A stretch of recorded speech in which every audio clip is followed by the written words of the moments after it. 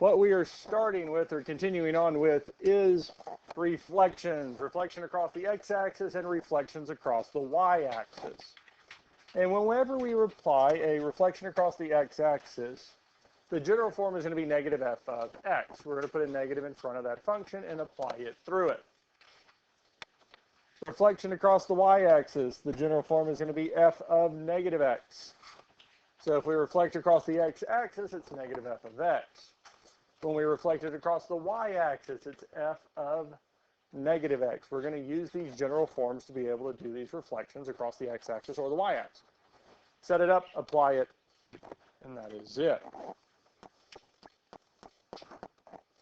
Now we're going to let's actually use this and see how this works with actual functions.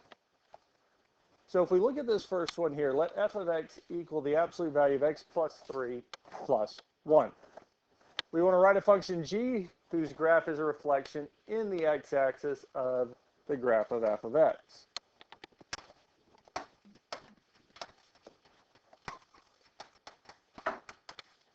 So g of x. So since we're talking about a reflection in the x-axis, we're going to use its general form, which is negative f of x.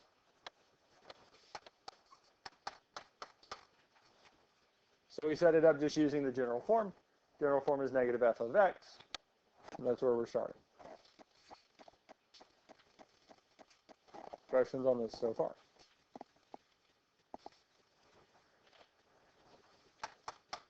So we have the negative, and at this point we're going to replace f of x with what it's equal to, which is our absolute value of x plus 3 plus 1. So I have the negative, that's just from the general form, so we have negative, and then our function.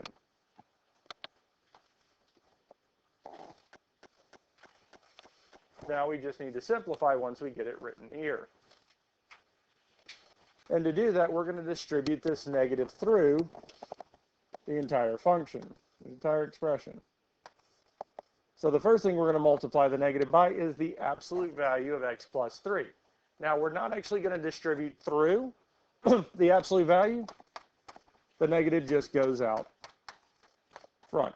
Because whenever we multiply something by an absolute value, that thing we're multiplying it by stays in front of the absolute value. It does not go into it. So it's just going to be negative, then our absolute value of x plus 3. But we also have to multiply the negative with our 1. It'd still be 1, but it's going to be negative instead of positive, because when we multiply a negative by a positive, it makes it negative. Questions on this? Feel good with this so far, yes?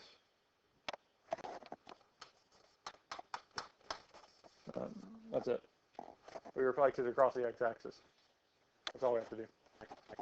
We apply that negative through, and we're done. Because there are no like terms at this point, the 3, positive 3, and negative 1, we cannot combine them because the 3 is inside the absolute value, the negative 1 is outside. We can't pull it out or put it in. Questions on reflecting across the x-axis? Let's look at the next one. I'm going to rewrite the function. You do not have to rewrite it. I'm rewriting it so I'm not scrolling up and down because the function is right there on your page. Now for this one here, we want to write a function h of x whose graph is a reflection in the y-axis of the graph of f.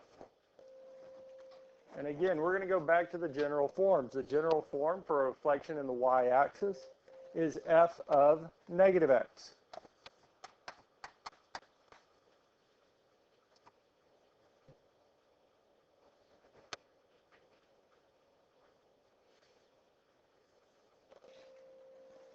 Any questions on how we got here? Now at this point here, we don't have f of x anymore. We have f of negative x, which means for our function f of x, we have to replace every x with negative x. So we'll still have the absolute value bar, but instead of x, we are going to have negative x. We still have the plus 3 inside the absolute value, and we still have the plus 1 outside the absolute value. We're just replacing x with negative x.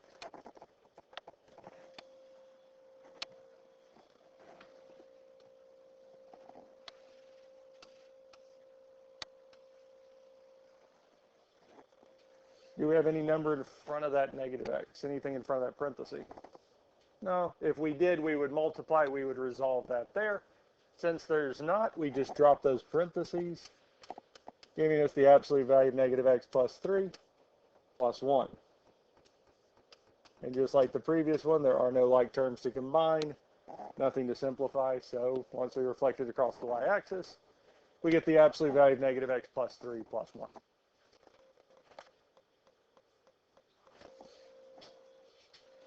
Questions on this here?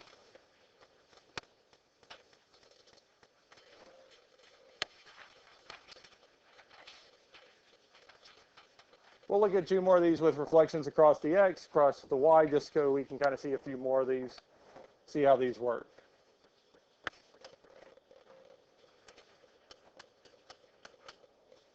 This time we want to write a function h, whose graph is a reflection in the x-axis of the graph of f.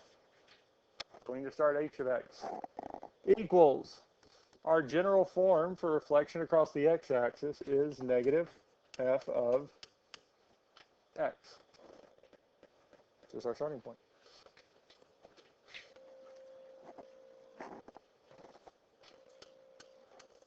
Again, just like the previous one, we can replace f of x with its function. So we're still going to have the negative, but then we're going to have parentheses absolute value of x minus 5 minus 4. We just replace f of x with what it is equal to. What do we need to do next?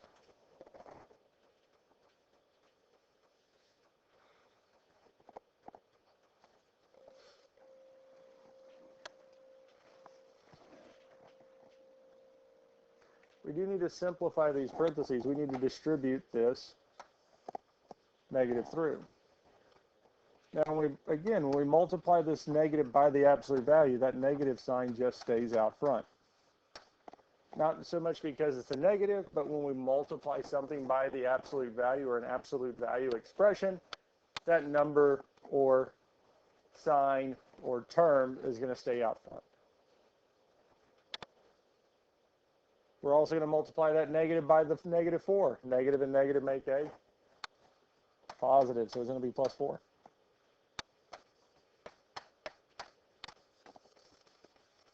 Since there is nothing to combine, there's nothing to simplify. It tells us that the reflection of f of x would be negative x minus, absolute value of x minus 5 plus 4.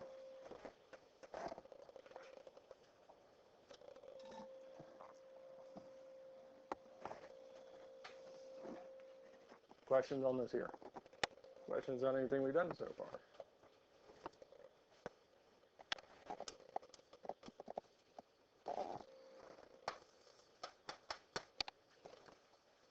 Same expression for f of x. We want to write a function g whose graph is a reflection of the y-axis. So we're just going to call it g of x. General form for reflection in the y-axis is f of negative x.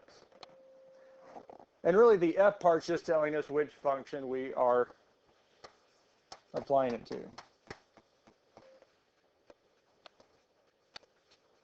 So we know the general form is f of negative x, and we're going to apply this to f of x. And to do this, and to get our f of negative x, we're going to replace every x in f of x with negative x. So we'll still have the absolute value bar, but instead of x, we have negative x. We still have the minus 5 inside, and the minus 4 outside.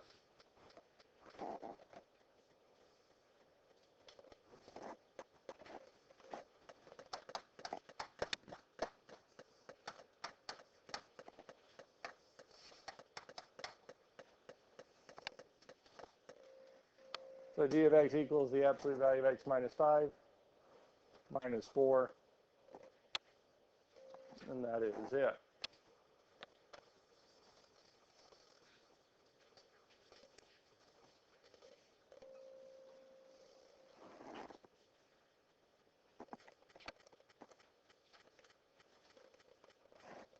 Questions on reflections? We feel good with reflections? Yes, we don't need to see another one?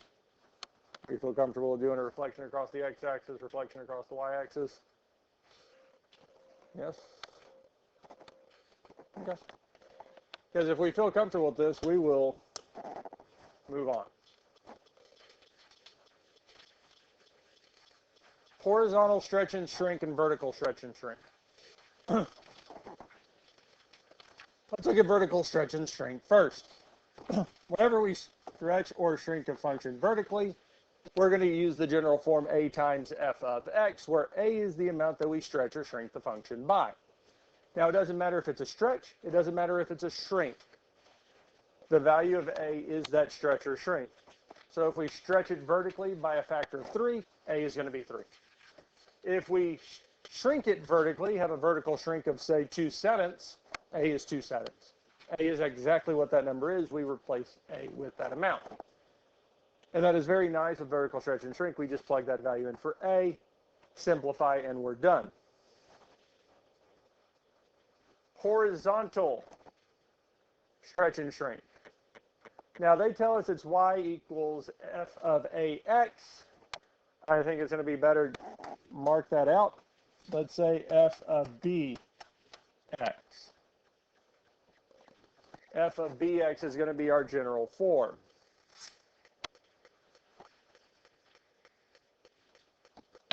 Where b is equal to 1 over a. B is equal to 1 over a, where a is the amount that they give us. So if they told us that it stretches, it's really 1 over that amount. So a horizontal stretch of 2 is really 1 over 2. Is what we plug in. If they told us it's a horizontal shrink of 2/3, the value we plug in is 1 over 2/3. It's going to be a flip. It's going to be this opposite. The reason I'm having you switch it from f of ax to f of bx is I don't want two numbers attached to the same thing. Yes? Yes. Because I do not like having it f of ax and a, the value being 1 over a, where we have two different things being attached to the same thing. So whenever they give us this horizontal stretch or shrink, it's really going to be 1 over that amount. We have to flip it before we plug it in. And that's kind of why it also talks here, the function stretches the graph horizontally when 0 is less than a and is less than 1, and stretches it, shrinks it when a is greater than 1, because of this flip, this 1 over a. So, before we look at horizontal stretch and shrink, we're going to look at vertical stretch and shrink. We're going to do an example of this here. Let f of x equal the absolute value of x minus 3 minus 5. A function h, we want to find the function h of x, whose graph is a vertical stretch of the graph of x by a factor of 2. We want to apply a vertical stretch of 2. Vertical stretch and shrink. The general form is a times f of x. That's the general form for vertical stretch and shrink. A times f of x, where a is the amount that we're stretching or shrinking it by. And here we're stretching it by a factor of 2. So that means the value of a, this value of a is going to be 2.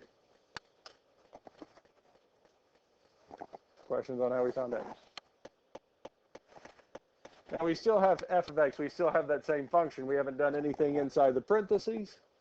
So what we can do is just go on and replace it with what it's equal to. So f of x is still going to be the absolute value of x minus 3 minus 5. Questions on this so far?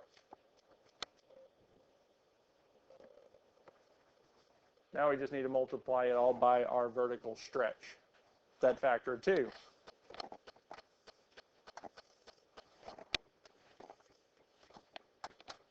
So the first thing we need to multiply the 2 by is the absolute value of x minus 3. Whenever we multiply something by an absolute value, whatever we're multiplying, it stays out front. What's inside is still going to be x minus 3. So it's just 2 times the absolute value of x minus 3. We're not going to move it inside. We technically could, but it kind of gets a little tricky, especially if we have negatives. Negatives can't go inside, but we could do a 2, properties of absolute values. But 2 times the absolute value of x minus 3 is perfectly fine. But we also have to do 2 times negative 5. 2 times negative 5 would be negative 10. Questions?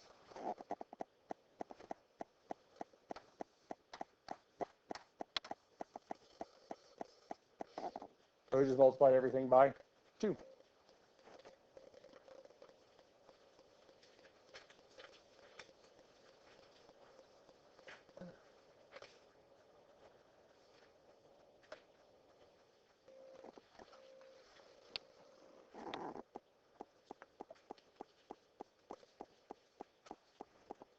Questions on any of this here?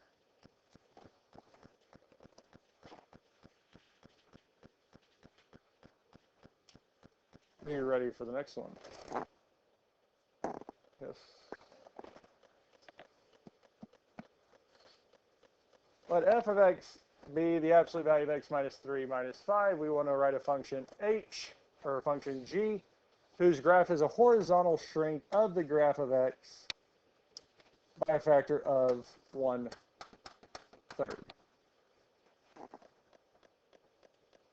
So when we talk about this horizontal shrink, what we're saying is that it's going to increase slower along the x-axis. As we go out along the x-axis, it should be increasing slower than the original one, which really is going to look like it's increasing faster along the y-axis.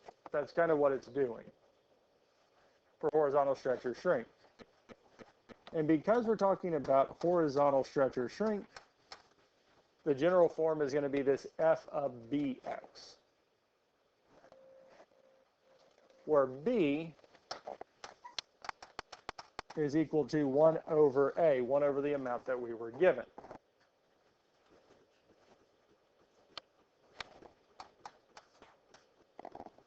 What amount were we given for this stretch or shrink? 1/3. So we're really saying it's 1 over 1/3.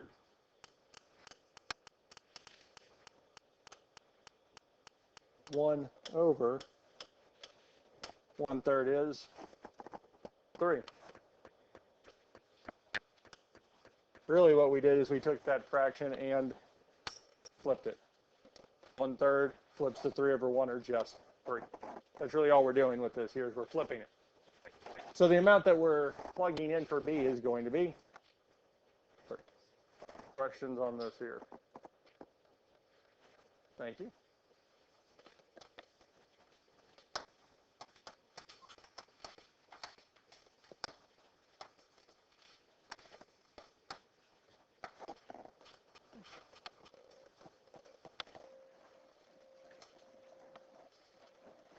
And I'd say out of all these transformations, remembering to do this flip is going to be the trickiest part of them.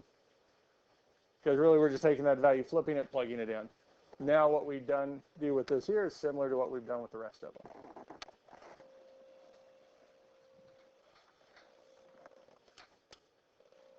Because looking at this point, we now have f of 3x, which means every x in f of x, this x here has to be switched with this 3x.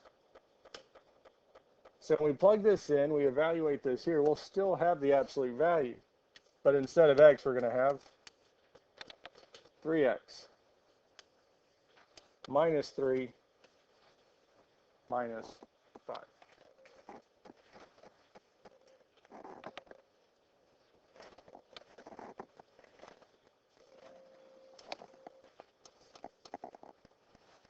Questions on any of this here? Anything in front of the parentheses here in front of our 3x? No, so that means we can just drop the parentheses. So we just have absolute value of 3x minus 3 minus 5. No other like terms, nothing to combine, nothing to simplify. It just tells us that g of x is equal to the absolute value of 3x minus 3 minus 5.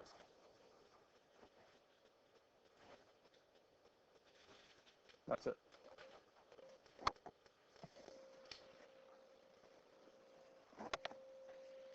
Questions on this here?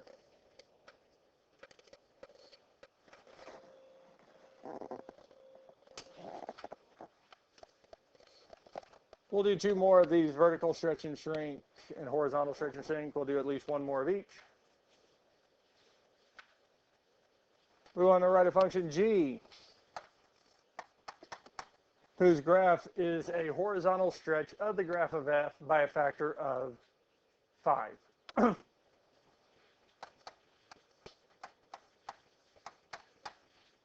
Horizontal stretch and shrink f of bx.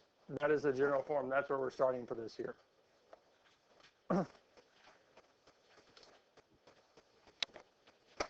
And b is equal to 1 over our value of a. What is a in this case? 5, yes, because it told us a factor of 5. So a is 5. We can replace a with 5, giving us 1 over 5, yes? Now we can check and make sure that doesn't reduce or simplify. If we can say 1 over 5, which is 1 over 5, we get the exact same thing back. The reason we didn't on the last one was we had a fraction inside of a fraction. We can't have fractions and fractions. So the 30x has simplified it to us or for us, so we only had 1 fraction. It ended up just being 3.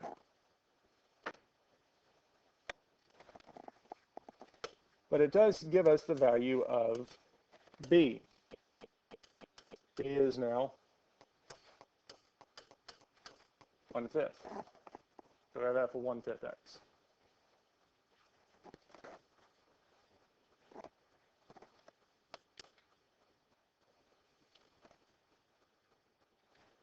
And just like the previous one, we're going to replace x with 1/5 x to get this f of 1/5 x. So instead of x, we have 1/5 x plus 1 minus 1 plus 2. Minus 1 plus 2.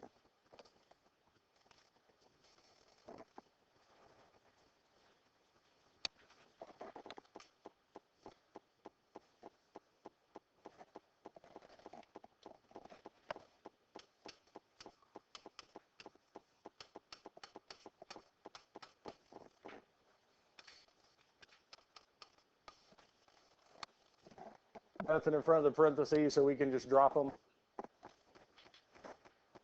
No other like terms, so it's just the absolute value of 1/5 x minus 1 plus 2. That's all there is to this, or to this one.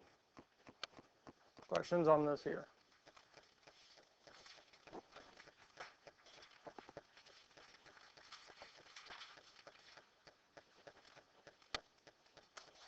I think it'll be good to at least see 1 more vertical stretch or shrink.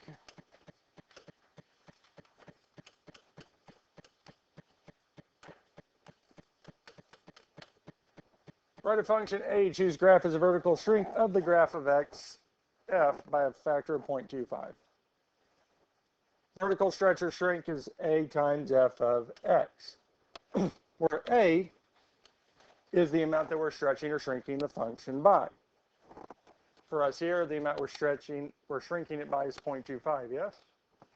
So the value of a is 0.25. So we're going to replace a with its value of 0.25. And we're going to replace f of x with what it's equal to, its expression, which would be our absolute value of x minus 1 plus 2.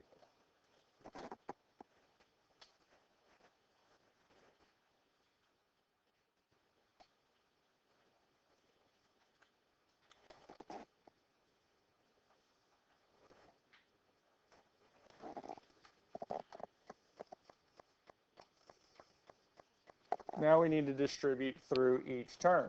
So we're going to multiply the 0.25 by the absolute value of x minus 1.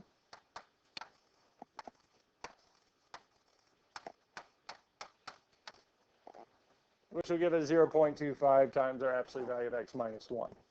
Really, we're just saying that whole term, the absolute values, is a single term, single expression, so we're just multiplying it.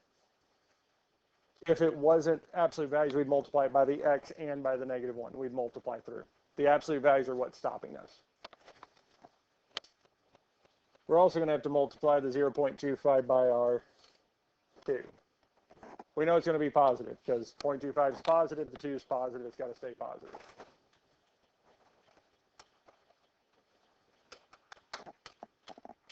$0.25 times 2 is 0.5. 2 quarters make a $0.50. 2 quarters make 50 cents.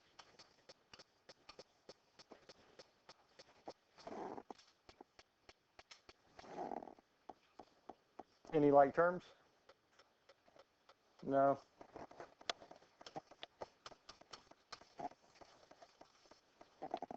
So h of x is equal to 0.25 times the absolute value of x minus 1 plus 0.5.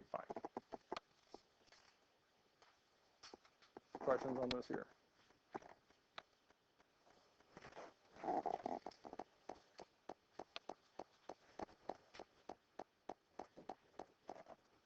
Do we need to see another example of vertical shrink or stretch? You know, plug this value of a in and multiply through. Do you feel good with this here? Yes? No? Feel good? Okay, just making sure. Do we need to see another example of horizontal stretch or shrink? Feel good with those? Okay, just making sure. Because if we feel good with those, we're going to look at the last thing. Last type. Combining transformations. Combining transformations is not going to be any different than what we have been doing. We're just not doing one of them and being done. And the biggest thing I can say with any combining or doing more than one transformation is do them in the order in which they're listed. However they tell us to do the transformations, that's how we're going to do them, and we're going to do them one at a time. Because for the most part, a lot of these here, we can just throw them in the general form. So if we think of the general form for equation of a line, I would not write this, or you don't need to, don't write this. Because our a times x minus h plus k, a lot in some places would say vertical stretch and shrink is our a, so we can say 0.25. There is no value for h, and we're moving up 3, telling us that it's 0.25x plus 3. And this works as long as the order in which they're listed does not affect the overall result. As long as we list all of our vertical stretch and shrink reflections across the x-axis in a specific order in a specific way, we can just throw them in a, b, h, k, and be fine. However, if the order is switched, it's going to change everything. So to leave the confusion out and make sure that we're doing it in the right order, I just take it one piece at a time, one step at a time. Because if we look at this here, the first thing they told us is that we have a vertical shrink by a factor of 0.25. That's what we're doing first. Now we can name it whatever we want. We can start with g of x. I know that it wants us to have the final thing be called g of x, but that is perfectly fine. It's just a name of the function. I am not taking off points because you called it something else, called it h of x instead of g of x. It's just a name. I'm looking at the function itself. So the first thing we're doing is a vertical shrink by a factor of 0.25. General form, a vertical stretch and shrink is our a times f of x. We're applying this vertical stretch or shrink to the function f of x, so we're saying a times f of x. What is our value of a?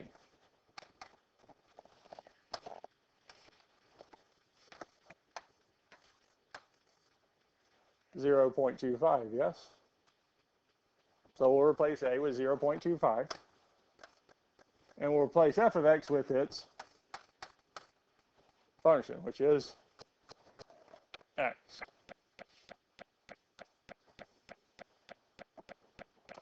Okay. We're ready to simplify this. Well, we need to multiply 0.25 by x, yes? Which is 0.25 x. So we essentially just did our normal vertical stretch or shrink applied to f of x. So we did the first part. That's all we're doing. We're taking it piece by piece. So out of all the stuff we've done a vertical shrink by a factor of 0.25. Followed by a translation 3 units up is our next one, yes?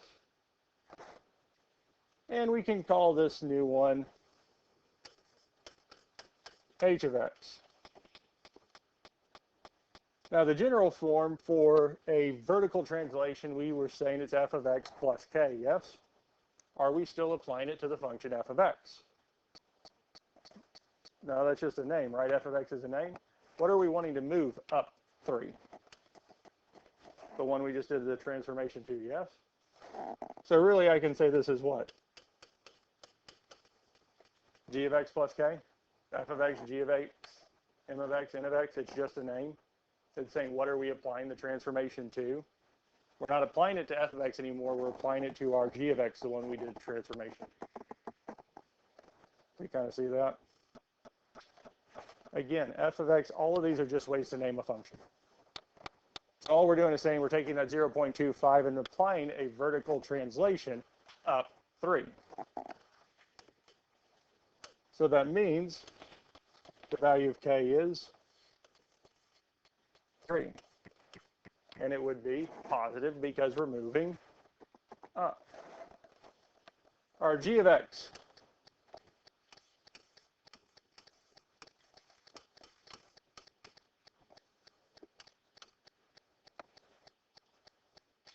We replace it with our 0.25x. Even if you're not doing the same notation, just as long as we are understanding what's getting applied, that we're not just doing it back to the main function again and again.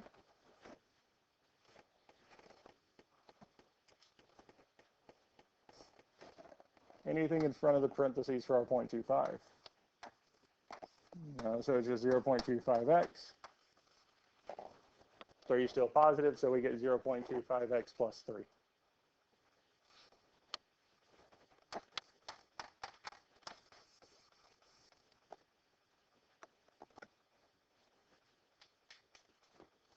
That's the exact same thing I got when I did it, just plugging the stuff in, yes? Okay. Questions on anything we did here? Questions on how this worked? You do not need to write this. I just want to show you this. Let's say they did it the other way. They said we had a vertical translation up 3, followed by a vertical stretch by a factor, or vertical shrink by a factor of 0.25. We're doing it in the opposite order. Okay? So we'll call g of x is equal to our f of x plus k.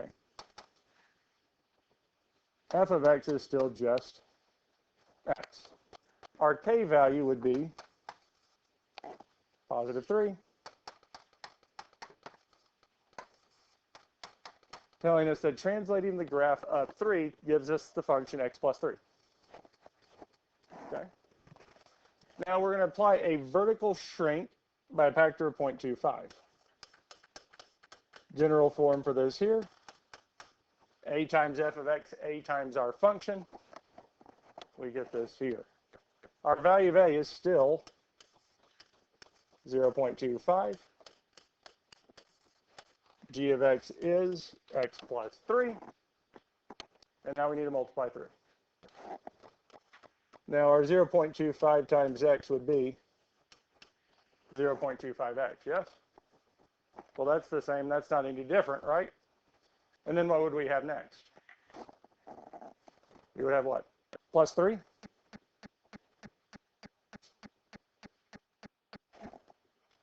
Are we only multiplying the 0.25 by x, or with the 3 also? We'd have to do the 3 also, yes? Which would tell us that we have plus 0.75.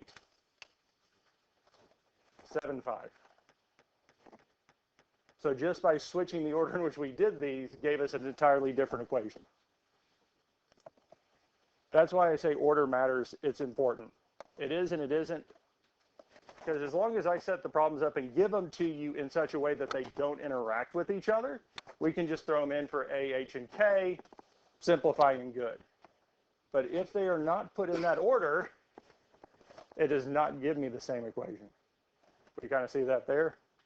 This is why I like and emphasize we do it one at a time in the order that they're listed, because it will give us the correct equation every single time. We're just plugging them in, which is nice, simple, and easy. If they are not listed in the correct order, won't give us the same equation. Kind of makes sense.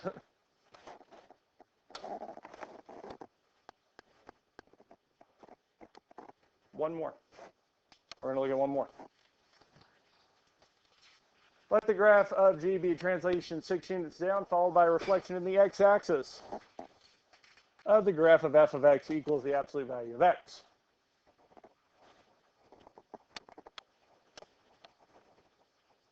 We can start off with g of x.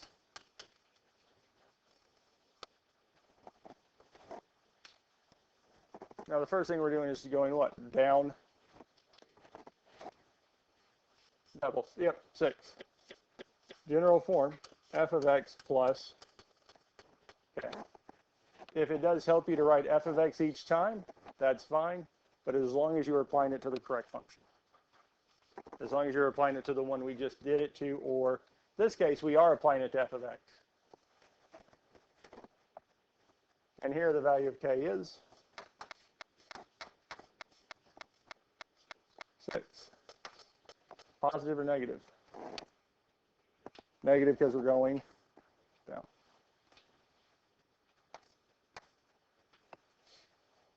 F of x, still just f of x, so it would be the absolute value of x.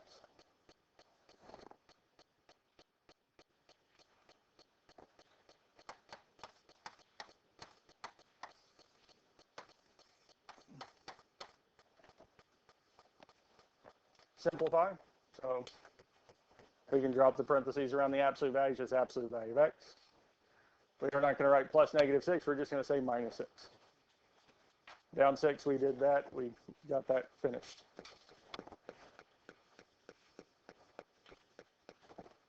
Reflection in the x-axis. So we'll call this new piece h of x.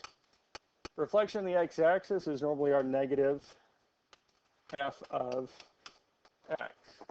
Now, as I was saying, you could use this here as long as you know that we're applying it to what?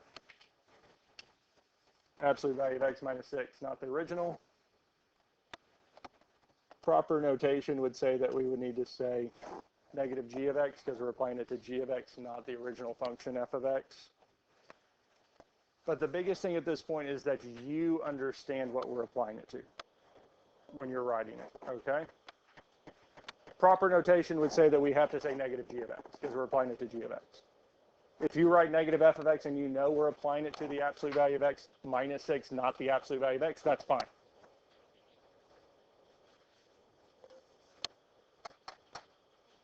Because at this point here, we replace g of x, we replace it with our function that we moved down 6. So we have negative times our absolute value of x minus 6. The last thing we have to do is what? Distribute that negative through. So our negative times our absolute value would be negative absolute value of x. And our negative times our negative 6 would make it plus 6.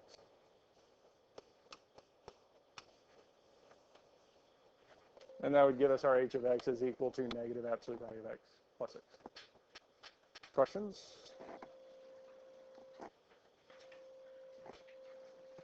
Questions on either so far?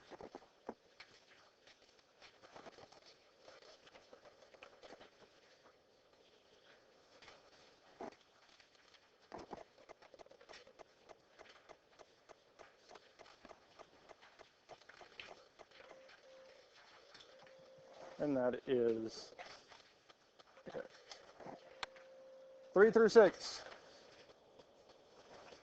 Really, all of these here, 3 through 6, 11 through 14, 17 through 20, apply the given transformation to the function. 27 and 29, you're going to apply 2. Do be careful with 17 through 20. 2 of those are vertical, 2 of those are horizontal, stretch and shrink. Remember, with the horizontal stretch and shrink, whatever value they give us, we have to flip it 1 over that amount. If you do have questions on it, especially tonight as you're working on it, whenever you're working on it, email me. Also, again, first thing when we start class tomorrow, I will go over example problems. So if you want to see one of them done, see if one of them work, let me know. I will go over it then. Even if it's just wanting to make sure you got the answer correct, we can do that too.